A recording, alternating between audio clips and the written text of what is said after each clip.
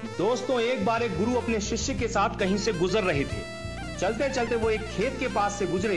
खेत बहुत अच्छी जगह पर था, वहां की जमीन बहुत उपजाऊ थी, पर उस खेत की हालत देख के लगता था कि उस खेत का मालिक उस पर जरा भी ध्यान नहीं देता है। पूरी तरह से उजाड़ सी हालत थी उस खेत की। खैर, दोनों को बहुत प्यास लगी थी, तो वो खेत के बीच में बने एक टूटे फूटे घर के सामने पहुंचे। दरवाजा खटखटाया, अंदर से एक आदमी निकला, उसके साथ उसकी पत्नी और 3 बच्चे भी थे। सभी फटे पुराने कपड़े पहने हुए थे। गुरु ने पानी मांगा, उस आदमी ने उनको पानी पिलाया। फिर गुरु ने उससे पूछा कि भाई साहब, आपके पास इतना बड़ा खेत है, ना वहां पर कोई फसल है, ना फलों की कोई पेड़ है, आखिर आप अपना गुजारा करते कैसे हैं? आदमी ने जवाब दिया, जी हमारे पास एक भैंस है, वो काफी दूध देती है, उसको बेच के कुछ पैसे मिल जाते हैं और बचे दूध का सेवन करके हमारा गुजारा चल जाता है। क्योंकि शाम काफी हो गई थी, तो गुरु और शिष्य ने रात को वहीं रुकने का तय कर लिया। आधी रात को जब सब गहरी नींद में सो गए, तब गुरु ने शिष्य को उठाया और कहा कि चलो चलो, हमें अभी यहाँ से निकलना है, पर जाने से पहले हम उस आदमी की भैंस को पहाड़ से गिराकर मार डालेंगे। ऐसा करने का शिष्य का जरा भी मन नहीं था। उसे यह बहुत गलत लगा, पर वो गुरु की बात को टाल नहीं सका, तो वो भैंस को मारकर रातों रात वहां से गायब हो गए। ये बात शिष्य के मन में बैठ गई थी। 10 साल के बाद वो शिष्य एक सफल आदमी बन गया, तो अपनी गलती का पश्चाताप करने के लिए और उस आदमी की मदद करने के लिए अपनी कार से उस खेत के सामने पहुंचा। पर वहां उसने देखा कि उजाड़ खेत एक शानदार फलों के बगीचे में बदल चुका था। टूटे फूटे घर की जगह एक शानदार बंगला खड़ा था। जहां एक अकेली भैंस बंधी होती थी, वहां कई अच्छी नस्ल की गाय और भैंसें बंधी हुई थी। शिष्य ने सोचा कि शायद वो परिवार अपनी जमीन किसी को बेच के कहीं चला गया है, और ये सोचकर वो वापस लौटने लगा, तो उसे खेतों में वही 10 साल पहले वाला आदमी दिखाई दे गया। शिष्य उसके पास पहुंचा, बोला, शायद आपने मुझे पहचाना नहीं, 10 साल पहले मैं आपसे मिला था। फिर वो आदमी बोला, नहीं नहीं, ऐसा नहीं है, मुझे याद है, आप और आपके गुरु आए थे। उस रात को तो मैं कभी भूल ही नहीं सकता। आप लोग बिना बताए चले गए, पर उस दिन न जाने कैसे हमारी भैंस पहाड़ से नीचे गिर के मर गई। कुछ दिन तो समझ ही नहीं आया कि क्या करें, पर जीने के लिए कुछ तो करना था, सो लकड़ी काट कर बेचने लगा। पैसे आए तो खेत में बुआई कर दी, फसल अच्छी हुई तो उसे बेच के फलों के बगीचे लगा दिए। काम अच्छा चल पड़ा और आज मैं आसपास के 1000 गांवों में सबसे बड़ा फल व्यापारी हूँ। शिष्य बोला, ये काम आप पहले भी तो कर सकते थे। तो आदमी बोला, तब जिंदगी बिना मेहनत के गुजर रही थी, कोई रिस्क नहीं था, तो लगा नहीं कि मेरे अंदर इतनी क्षमता है, सो कोशिश ही नहीं की। पर जब भैंस मर गई तो हाथ पांव मारने पड़े और फाइनली मैं यहाँ तक पहुंच गया। दोस्तों, कई बार हम भी परिस्थितियों के इतने आदी हो जाते हैं कि उसी में जीना शुरू कर देते हैं, चाहे वो कंडीशन कितनी भी बुरी क्यों ना हो। यहाँ तक कि हम अपनी नौकरी से कई बार इतनी नफरत करते हैं, पर फिर भी उसे पकड़े पकड़े जिंदगी बिताने लगते हैं। कई बार नए अवसर के बारे में हम बस इसलिए नहीं सोचते क्योंकि पुराने से हमारा दाल रोटी का खर्चा निकल रहा होता है। हम डरते हैं रिस्क लेने से, और सिर्फ इन्हीं वजहों से हम कभी अपने फुल पोटेंशियल को रियलाइज नहीं कर पाते। हम अपनी क्षमताओं का पूरा उपयोग नहीं कर पाते, जिससे हमारी लाइफ कहीं बेहतर बन सकती है। दोस्तों, सोचिए कहीं आपकी लाइफ में भी कोई ऐसी भैंस तो नहीं है जो आपको एक बेटर लाइफ जीने से रोक रही है।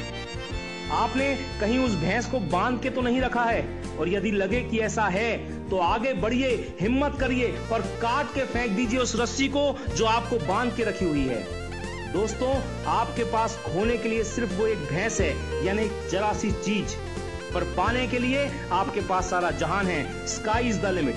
मैं शैलेंद्र सिंह, आपका दिन शुभ हो।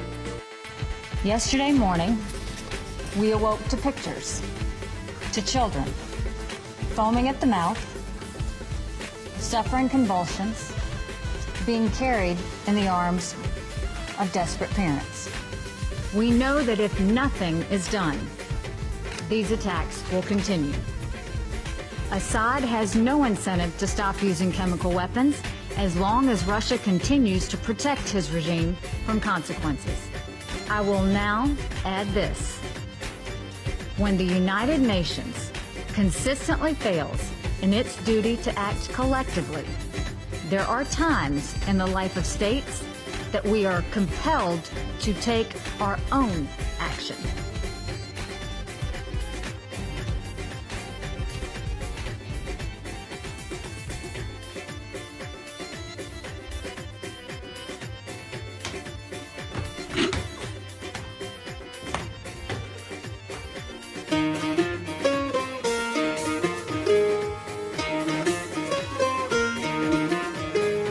बचपन के दिन मुझे याद है वो दिन, बचपन के दिन मुझे याद है।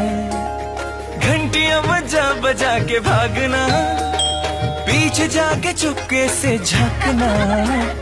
कैरम बोर्ड पे बिखरी यादें हैं, लूडो की गोटियों में बीती रातें हैं। 50-50 फैमिली फ्रंट कैसे भूले, अलग वाला दिन भला कैसे भूले। याद है वो दिन, मुझे याद है वो दिन, बचपन के दिन मुझे याद है।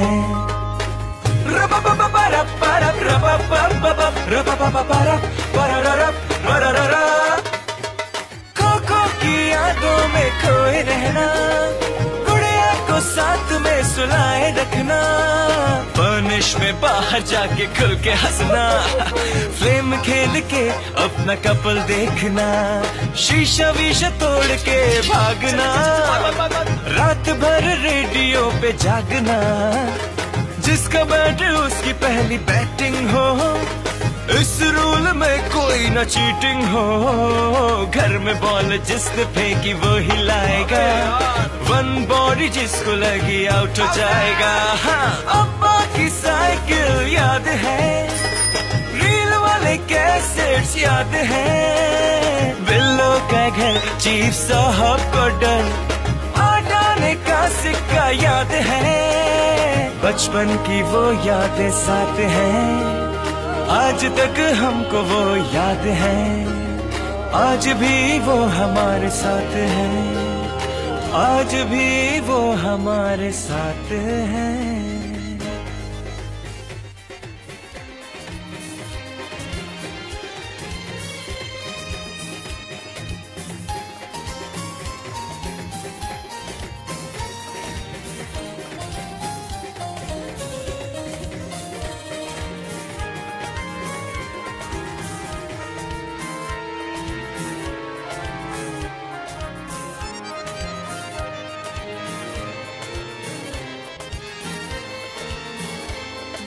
बचपन के दिन, मेरे बचपन के दिन कितने अच्छे थे दिन। मेरे बचपन के दिन कितने अच्छे थे दिन। आज बैठे बिठाए क्यों याद आ गए, आज बैठे बिठाए क्यों याद आ गए। मेरे बिछड़ों को मुझसे मिला दे कोई, मेरे बिछड़ों को मुझसे मिला दे कोई। मेरा बचपन कैसी बोल सुना दे कोई। मेरे बचपन के दिन, मेरे बचपन के दिन कितने अच्छे थे दिन। मेरे बचपन के दिन।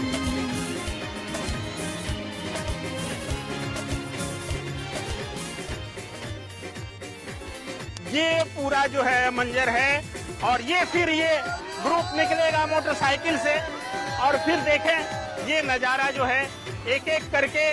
और फिर चलिए, बहुत बहुत खुश रहिए, हैप्पी होली।